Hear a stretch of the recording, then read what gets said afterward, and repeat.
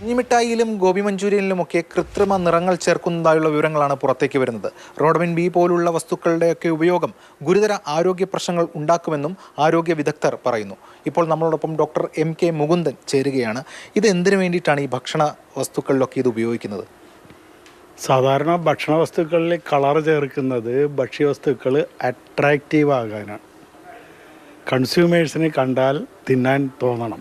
നല്ല കളർ, നല്ല സ്മെൽ, അതുപോലെ നല്ല ടേസ്റ്റ്, ഇതിനൊക്കെ വേണ്ടിയിട്ട് പല കാര്യങ്ങളും ഭക്ഷ്യവസ്തുക്കളിൽ ഇപ്പോൾ ചേർത്ത് വരുന്നുണ്ട്.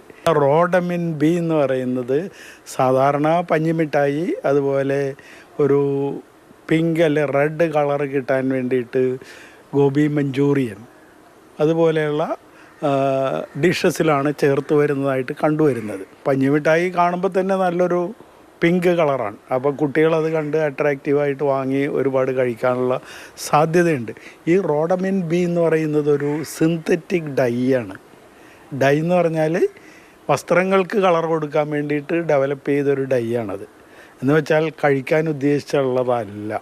ഭക്ഷ്യവസ്തുവിൽ ഉപയോഗിക്കുന്ന ഡൈ ആയിട്ട് food safety standard authority of ഇന്ത്യയോ കോഡക്സ് എന്ന് പറയുന്ന സ്റ്റാൻഡേർഡാണ് FAO WHO അംഗീകരിച്ചിട്ടുള്ള സ്റ്റാൻഡേർഡ്.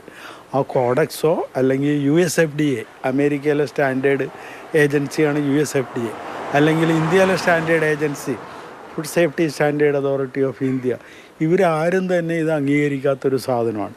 എന്തൊക്കെ ആരോഗ്യ പ്രശ്നങ്ങളാണ് പ്രധാനമായും ഇത് കഴിച്ചാൽ ഉണ്ടാവുക? സാധാരണ റോഡമിൻ ബി കഴിച്ചാൽ അലർജിക് റിയാക്ഷൻസാണ് ഏറ്റവും കൂടുതലായിട്ട് കാണുന്നത്. സ്കിൻ ഇറിറ്റേഷൻ, അപ്പോൾ അത് ചുണ്ടിലോ അല്ലെങ്കിൽ എടുത്തെന്നാൽ കയ്യിലോ ഒക്കെ അലർജിക് റിയാക്ഷൻസ്. പിന്നെ ഇത് ശ്വസിച്ചാൽ അതിൻ്റെ ചെറിയ ഘടകങ്ങൾ, പാർട്ടിക്കിൾസ് ശ്വാസനാളത്തിലൊക്കെ ഭയങ്കര ഇറിറ്റേഷനും ചിലപ്പോൾ നീരിളക്കം പോലെ ചീറ്റലും തുമ്മലും ഒക്കെ വരാനുള്ള സാധ്യതയുണ്ട്. ഏതായാലും ക്യാൻസർ വരാൻ സാധ്യതയുള്ള ഒരു സാധനമായിട്ടൊക്കെ വ്യാഖ്യാനിക്കപ്പെടുന്നുണ്ട്. അതുകൊണ്ടാണ് ഈ കോശങ്ങളെ ബാധിക്കുന്നു എന്ന് പറയപ്പെടുന്നത്. കോശങ്ങളെ ബാധിക്കുന്നു എന്ന് പറയുന്നത് ക്യാൻസറായിട്ട് ബന്ധപ്പെട്ടിട്ടുള്ള പ്രശ്നമാണ്.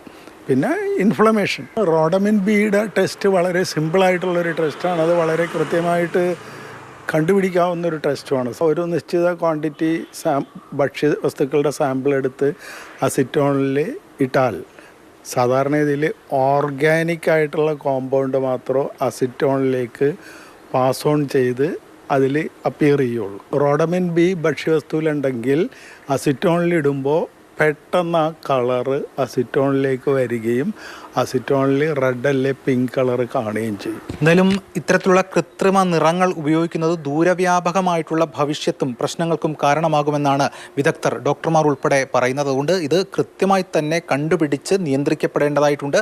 അതിനുള്ള ശ്രമങ്ങളാണ് വരും ദിവസങ്ങളിൽ ഇവിടെയും ഒക്കെ എല്ലായിടത്തും ഉണ്ടാകേണ്ടത്.